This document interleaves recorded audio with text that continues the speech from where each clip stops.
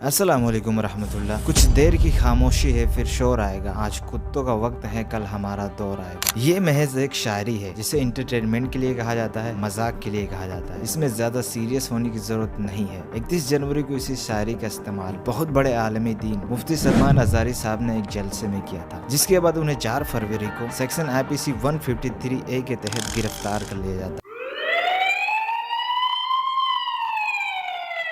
और इसी के साथ उन पे 4 सेक्शंस लगाए जाते हैं। सेक्शन IPC 153 ये कहता है कि अगर कोई लोगों को इकट्ठा करके धार्मिक जगह या जन्म के स्थान पर बैठकर लोगों को भड़काता है, उन्हें वायलेंट शब्द का इस्तेमाल करता है, तो उस पे ये सेक्शन 153A लागू होगा। इस पूरे शायरी में किसी भी धर्म का जिक्र नहीं है, इसमें कहने वाले की गलती नहीं है, इसमें समझने वाले की गलती है। जैसे बीजेपी के नेता सुधांशु त्रिवेदी कहते हैं कि यहाँ साफ साफ हिंदुओं को कुत्ता कहा गया है, लेकिन यूनिवर्सल ट्रूथ तो ये है मुफ्ती सलमान अजारी साहब ने सिर्फ ये शायरी ही बोला था, उन्होंने किसी भी धर्म को मेंशन नहीं किया था। लेकिन शायद पावर में होने की वजह से सुधांशु त्रिवेदी की बात मान ली गई और इन्हें गिरफ्तार कर लिया गया। इस वक्त इजराइल और फलस्तीन का भी झगड़ा चल रहा है, शायद ये शायरी इजराइल के लिए बोला गया होगा। इस बात में कोई शक नहीं कि इसमें कहने वाले की बिल्कुल गलती नहीं है, इसमें समझने वाले की पूरी गलती है। कुछ लोगों के मुताबिक ये शायरी फलस्तीन में चल रहे जंग के लिए कहा गया था, लेकिन इसको मिसयूज करके जबरदस्ती हिंदुओं पे ठोक दिया गया। मुफ्ती सलमान अजारी आज से चर्चित में नहीं बल्कि उस वक्त से हुए थे जब यति नरसिंहानंद को इन्होंने आग में कूदने का चैलेंज दिया था। मुफ्ती सलमान अजारी ने कहा था कि तुम अपनी भागवत गीता लेकर आओ और मैं कुरान लेकर आता और साथ में दोनों आग में कूदते, जो बच जाएगा वही सच्चा हो। लेकिन ये पाखंडी बाबा चैलेंज देकर मुकर गए और आग में कूदने की तो बात की बात है, ये चुल्लू भर पानी में भी नहीं कूद सकता है। मुफ्ती सलमान अजारी की इस छोटी सी शायरी को लेकर इतना बवाल खड़ा किया गया और 4 धाराएं लगाई गई, लेकिन इनके बाबा जो डायरेक्ट मुस्लिम का नाम लेकर हेट स्पीच फैलाते हैं, उनके ऊपर कोई भी सेक्शन नहीं लगाया जाता। इनके स्पीच में बाकायदा मुस्लिम, कुरान और मदरसे का जिक्र होता है। मुफ्ती सलमान अजारी के साथ आज पूरी दुनिया के मुस्लिम्स खड़े हैं और उनके बेल के लिए मांग की जा रही है, चाहे वो किसी भी फिरके का हो, लेकिन वो आज सलमान अजारी साहब के साथ खड़ा है और खड़ा होना भी चाहिए, क्योंकि सलमान अजारी साहब ने एक भी शब्द गलत नहीं कहा। इन्होंने सिर्फ एक शायरी पढ़ी जिसमें किसी भी धर्म का जिक्र नहीं किया गया। मुफ्ती सलमान अजारी वो आलिम दीन है जिनकी चर्चा आज पूरे भारत देश में की जा रही है और इस आलिम दीन को उम्मत का शेर कहा जा रहा है। जब उन्हें गुजरात पुलिस के द्वारा गिरफ्तार कर लिया गया था तो स्टेशन के बाहर का नजारा कुछ ऐसा था, लाखों की तादाद में भीड़ इकट्ठा हो गई थी और रिहाई के लिए नारा लगाया जा रहा था। मुफ्ती सलमान अजारी कौन है? मुफ्ती सलमान अजारी मुस्लिम सुन्नी सूफी अहले सुन्नत वल जमात के स्कॉलर। इनका जन्म कर्नाटका के हुबली शहर में हुआ था। इनके वालिद भी एक आलिम दीन, इनके वालिद और दादा केरला के रहने वाले थे जो कर्नाटका में आके बसे थे और यही मुफ्ती सलमान अजारी का जन्म हुआ था। मुफ्ती सलमान अजारी बड़े ही काबिल एतमाद और एक पॉपुलर अहले सुन्नत वल जमात के स्कॉलर है। ये हमेशा मुस्लिम्स के लिए चर्चे में रहते हैं। मुफ्ती सलमान अजारी में जो सबसे खास बात है कि ये बिना डरे कुछ भी कह जाते हैं। इसके अलावा मुफ्ती सलमान अजारी जामिया रियाजुल जन्ना, अल अमान एजुकेशन एंड वेलफेयर ट्रस्ट और दारुल अमन के संस्थापक भी हैं। मुफ्ती सलमान अजारी की गिनती दुनिया के मशहूर आलिम दीन में की जाती है। मुफ्ती सलमान अजारी सबसे पहले इस्लाम धर्म कबूल करने वाले इस्लाम के पहले खलीफा सैयदना अबू बकर रज़ी अल्लाह तआला अन्हु के खानदान से ताल्लुक रखते हैं। लिहाजा यही वजह है कि इनके यहाँ पीढ़ियों से ही आलिमों का सिलसिला चलता आ रहा है। मुफ्ती सलमान अजारी बताते हैं कि तकरीबन इनके 8वें पुश्त तक सब आलिम ही थे। अभी इनके खानदान में तकरीबन 148 उलमा मौजूद हैं। लगभग इनका पूरा खानदान आलिम है। मुफ्ती सलमान अजारी की सोशल मीडिया पर अच्छी खासी फैन फॉलोइंग है। बता दें कि इनके ट्विटर पर 74 लाख से भी ज्यादा एक्टिव फॉलोवर्स हैं और इंस्टाग्राम पे तकरीबन 5 लाख से अधिक फॉलोवर्स हैं। इनके यूट्यूब पे 4.5 लाख से भी मजीद सब्सक्राइबर मौजूद हैं, जिस चैनल पे उनके लेटेस्ट बयान आते रहते हैं। अगर इन सब फॉलोवर्स को इकट्ठा कर लिया जाए तो इनकी फैन फॉलोइंग मिलियन में जाती है। मुफ्ती सलमान अजारी के घर में हमेशा से ही दीनी माहौल रहा है, लिहाजा मुफ्ती सलमान अजारी ने कम उम्र से ही पढ़ाई करना शुरू कर दी। इन्होंने सबसे पहले हुजूर ताजुस सरिया के मदरसे जामियतुर रज़ा से हिफ्ज किया और आलिमियत की पढ़ाई मुकम्मल। इसके बाद मजीद तालीम हासिल करने के लिए इन्होंने मिस्र जाने का इरादा किया और मिस्र के सबसे बड़े इस्लामिक यूनिवर्सिटी जामियतुल अजहर में दाखिला लिया। वहाँ से इन्होंने मजीद तालीम हासिल की जिसमें तखस्सुस का इल्म, फिक़ह और इल्म हदीस। तखस्सुस एक ऐसा कोर्स है जिसे करने के बाद मुफ्ती की उपाधि मिल जाती है और इस कोर्स को मुकम्मल करने वाला फतवा भी दे सकता है। ये वही जामियतुल अजहर यूनिवर्सिटी है जहाँ से मौलाना सज्जाद नोमानी, शेख मिसारी, मुफ्ती मेंग जैसे बड़े बड़े आलिमों ने पढ़ाई की है। मिस्र से तालीम मुकम्मल करने के बाद ये वापस कर्नाटका आ गए। यहाँ उनके वालिद साहब ने एक दीनी इदारा खोले हुए थे, फिर उन्होंने यही पढ़ना शुरू कर दिया और साथ में एक तंजीम भी चलाई और बहुत सारे मुस्लिम नौजवान को गुनाह की लत से छुड़वाया, उन्हें अल्लाह की तरफ लाने में उनकी काफी मदद की। इन्हीं सब कामों की वजह से आप धीरे धीरे मशहूर होते गए और जब आपके बारे में मुंबई के लोगों ने सुना तो मदीना जामा मस्जिद के सदर और कमेटी के कुछ लोग आपके पास आए और आपसे गुजारिश की कि मुंबई के जामा मस्जिद में आप इमामत करें। इनके वालिद ने कहा कि आप मुंबई के जामा मस्जिद में इमामत के लिए जाए, वहाँ के लोगों को सही रास्ता दिखा। मुंबई में रहकर अजारी साहब ने गुस्ताखे रसूल यति नरसिंहानंद को चैलेंज किया था कि मैं भी आग में कूदता हूँ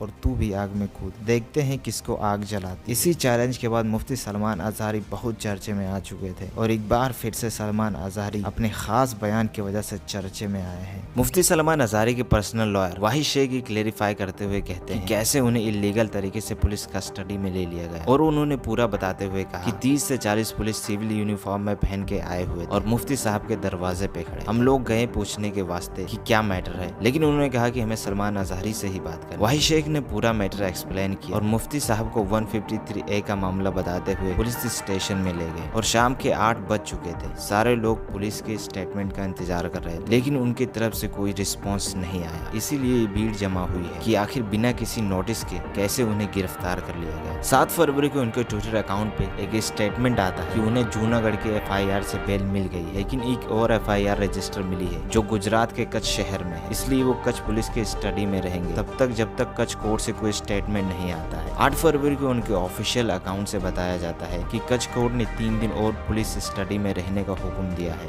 11 फरवरी को अपडेट करते हुए कहा जाता है कि मुफ्ती सलमान अज़हरी साहब को कच्छ कोर्ट की तरफ से बेल मिल चुकी है, लेकिन एक और FIR उनके नाम से दर्ज है जो गुजरात के मदासा शहर से है और इनको कच्छ से अब मदासा लेकर जाया जाएगा। और नीचे लिखा था हस्बुनल्लाहु व निअमल वकील, इसका मतलब होता है अल्लाह मेरे लिए काफी है। और 14 फरवरी को कहा जाता है कि मदास पुलिस ने 5 दिन के लिए कस्टडी में रहने को कहा है और अगली पेशी 17/2/2024 को है। एक छोटी सी शायरी को लेकर इतना FIR दर्ज किया गया, पहले जूनागढ़ में, फिर उसके बाद कच्छ में और अब मदासा में। आगे देखते हैं इनको कहाँ लेकर जाया जाता है। राहुल गांधी इस पे कमेंट करते हुए कहते हैं कि अब बीजेपी को कुत्तों से क्या नफरत है, कोई जरूरी है कि कुत्ता शब्द का इस्तेमाल हिंदू के लिए किया गया था। मैं भी तो एक हिंदू हूँ, लेकिन मैंने कुत्ते को कुत्ता ही समझा, हिंदू नहीं। अगर आप हिंदू समझते हो तो इसमें आपकी गलती है। मुफ्ती सलमान अज़हरी की गिरफ्तारी पे बहुत से लोगों ने अपनी अपनी राय रखी, लेकिन गोदी मीडिया अगर मुफ्ती सलमान अज़हरी का नाम लेती है तो डायरेक्ट उन्हें भड़काऊ बयान, टॉक्सिक स्पीच जैसे शब्दों का इस्तेमाल करती है। लेकिन वो एक के लिए बहुत बड़ा प्रूफ है कि उन्होंने एग्जैक्ट क्या बोला था, जिसमें किसी भी धर्म का कोई जिक्र नहीं था। बुराई चाहे जितना बड़ी हो जाए, लेकिन हमेशा अच्छाई की ही जीत होती है और इंशाअल्लाह मुफ्ती सलमान अज़हरी को रिलीज किया जाएगा। तो आज की वीडियो में बस इतना ही। नेक्स्ट अपडेट के लिए हमारे चैनल को लाजमी सब्सक्राइब करें।